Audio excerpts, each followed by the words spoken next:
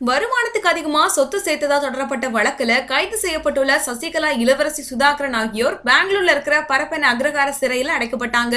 இந்த நிலையில அதிமுக பொதுச் செயலாளரா இருக்கிற சசிகலா பெங்களூர் சிறையில இருந்தபடியே தமிழக அரசுக்கு ஆலோசனைகளை வழங்க முடியாதுங்கிறதுனால தன்னை சென்னை புழல் சிறைக்கு மாற்றுமாறு பெங்களூர் சிறை கண்காணிப்பாளர் கிட்ட மனு தாக்கல் செஞ்சிருந்தாங்க.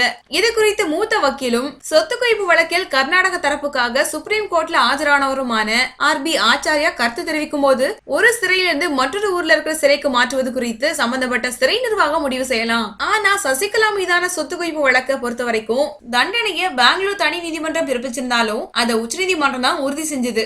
அதனால சசிகலாவை சென்னை புழல் சிறைக்கு மாற்றுவது குறித்து முடிவெடுக்கும் அதிகாரம் உச்சநீதிமன்றத்துக்கு மட்டுமே இருக்கு. அவங்க சென்னை சிறைக்கு மாற்ற அனுமதிக்கப்பட்டாலும் அதை எதிர்த்தும் வழக்கு தொடர முடியும் அப்படின்னு அவங்க தெரிவிச்சிருக்காங்க.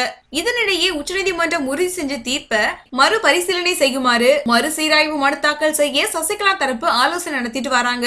ஒரு வழக்குல சிறைக்கு போனாங்கன்னா 30 நாட்களுக்குள்ள மறுசீராய்வு மனுவை தாக்கல் செய்யணும். இதுதான் விதி. இந்த வீடியோ பிடிச்சிருந்தா லைக் பண்ணுங்க, வீடியோ பத்தின கமெண்ட்ஸ் போஸ்ட் பண்ணுங்க. மேலும் இது போன்ற தகவல் தெரிஞ்சுக்க எங்க சேனலை சப்ஸ்கிரைப் பண்ணுங்க. நன்றி.